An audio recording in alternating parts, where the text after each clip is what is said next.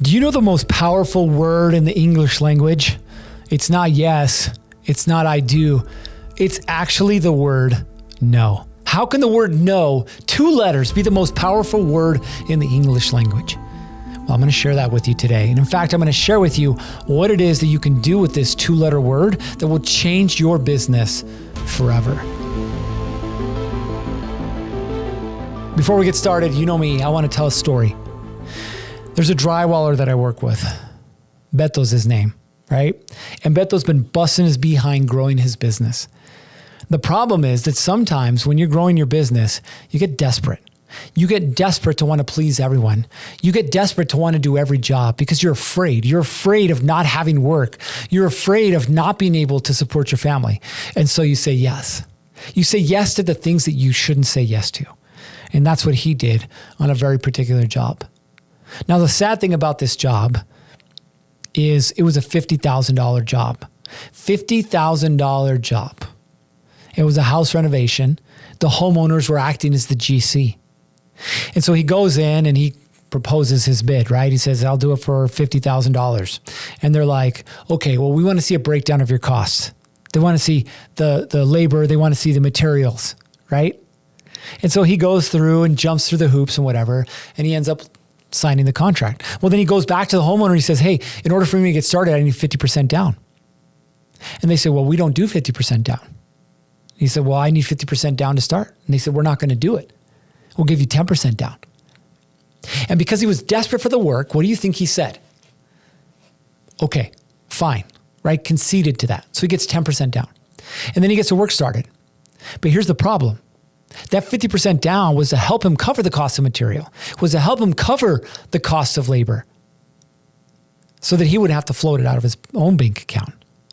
But because he only took 10%, guess what? Now he's floating it.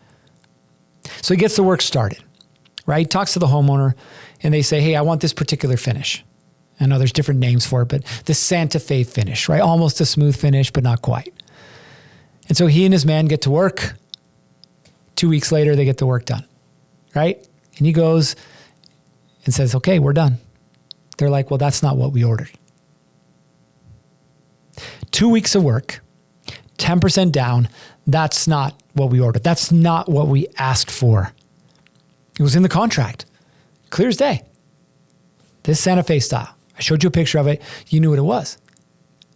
But now for the next 3 months, he proceeded to go back and forth with his homeowner, trying to get paid, and they wouldn't pay him. Say that it was a breach of contract because he didn't perform. Meanwhile, he's got mouths to feed, he's got employees to take care of, and he's got suppliers to pay. But he can't do any of them. Why? Because he's arguing with the homeowner about a job that he thought he finished that they didn't believe he did. Now, here's the crazy part.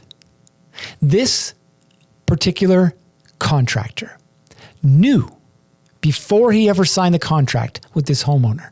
In fact, from the first conversation that he had with them, he knew that they were going to be a thorn in his side. He knew that it wasn't worth it to sign the contract. That little voice that you have in your head that says, hey, I probably shouldn't do this one. He did it anyway. He did it anyway because of desperation. And what did the desperation cost him? I can tell you what it almost cost him. It almost cost him his mental health. It almost cost him his livelihood. It almost cost him his family. Because of one job and one person that he should have said no to. Why is it that so many contractors struggle with telling somebody, no, I don't want to work with you. I don't want to do this job.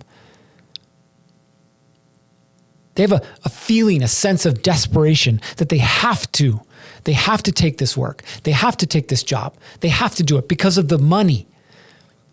And ultimately, the money becomes the motivator for everything in life. But that very thing is the problem. The inability to say the word no. Why then is no the most powerful word in the English language? Why is it that no is the one thing that will actually help your business grow? Well, the first thing I want you to think about is the resources that you have. Whether it's just you and your buddy, whether you have a team of 10, 20, 30 or more, think about this. If you have a client who is constantly calling, recording on the job site, trying to quote unquote correct things, trying to get change orders passed through, but without following the process, what are they actually doing? They're stealing from you. They're stealing your resources. They're stealing your people, and they're stealing your time and your energy. And you know exactly what I'm talking about because you've dealt with this. Think about the last client that you had that was a PITA. What's a PITA?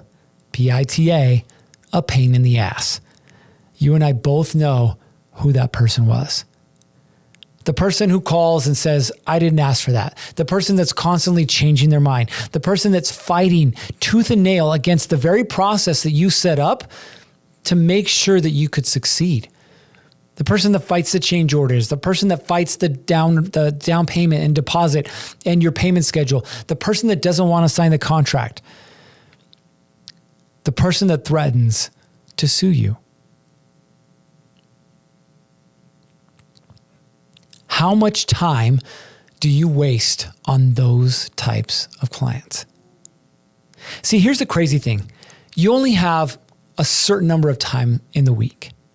And if you're saying yes to everyone, it means you're probably saying no to some people. The problem is if you don't take control of this word no, you're actually going to end up saying no to the right people and yes to the wrong people. And I get it. It's scary. It's scary to say no to a 6 or even 7-figure paycheck. But at the end of the day, is that paycheck worth the headache, the stress, the anxiety, and everything else that comes along with it? Now, I want you to think about this, okay? Let's say you stand your ground and you make them follow everything. Do you really think that even if you do a quality job with your people, that they're going to refer people over to you? Do you really think that those people who are PITAs are actually going to give you a positive review? Or do you think that they're going to be that guy or that girl that just tries to destroy you on social media, tries to destroy you online, and talks negatively about you to their entire friend network? And you and I both know that a negative referral is worth 10 times as much as a positive one. It's impossible to dig out of that hole. And now think about the quality of work. If you have somebody who's not satisfied with the quality of your work, well, you're probably going to try and fix it. But if you have a team, it's probably not you, it's probably your teammates. It's probably your employees. And so your employees are going back and they're confused because they're like, this is quality work. And so they were told to redo it, so they redo it. And then they're still not happy, so they have to redo it again. What do you think is going to happen to them and their idea of what quality work is? It's going to go out the window because they're not going to believe that they can actually do quality work anymore. Now, talking about your team, let's think about this.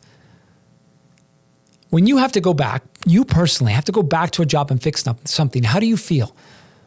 You feel frustrated, you feel stressed, and maybe in the back of your mind, you feel like you did something wrong. How are your employees going to feel if they're constantly being put in this position of having to redo work? Do they want to work for you? Do they feel like they're making a positive impact or change? Do they feel like they're valued? Or do they feel like they're just being told to do whatever it is that whatever person wants them to do? They're not in control of their own life. They're not in control of their own destiny. And neither are you. Now, talking about time, think about this. Do you actually know who it is that you want to work with?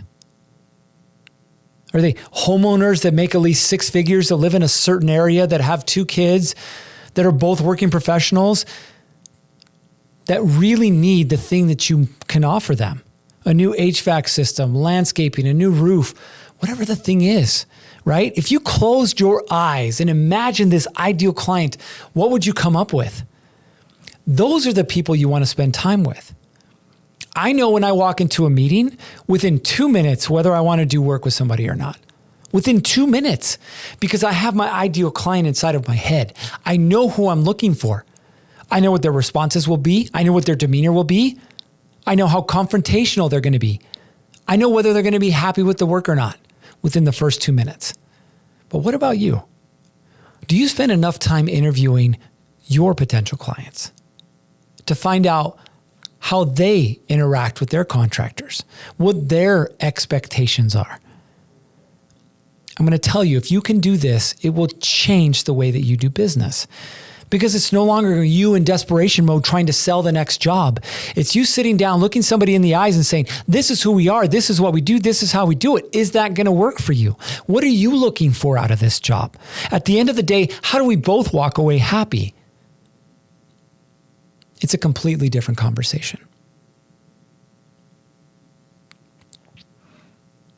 So here's my invitation to you. Learn to leverage the power of no. How do we do that? The first thing you need to do is set boundaries. We do that through contracts, yes, but we also do that through expectations. Very clear expectations. If in my contract it says 50% down, I require 50% down.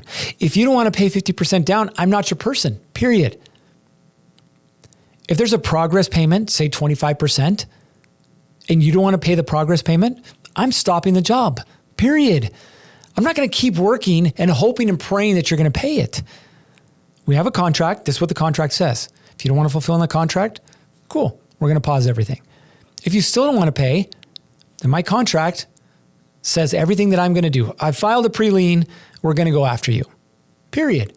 And you move on. You have to set the boundaries, not the client, not the customer. The second thing, document everything. Even if you do have a good client, document it. People are people. Sometimes they forget things. And you don't want to be caught in a he said, she said. It's a horrible position to be in. So document everything. Mr. Jones, actually, you did want this change. Here's the email that you said, yes, I want this change. Oh, yeah, you're right. Don't be afraid to say no. Don't be afraid to stand up to the bully, the person who expects to run all over you. And I will tell you, if you learn to say no, your business will prosper, because you're only going to be focusing on the people that you want to say yes to. All right, that's all I got for you. You know what time it is. It's time to get after it. 3, 2, 1, off you go. Thanks for listening to the Success Unleashed podcast. Before we go, show some love for your favorite podcast by liking, subscribing, and leaving us a review. Until we see you again, it's time to get after it. 3, 2, 1, off you go.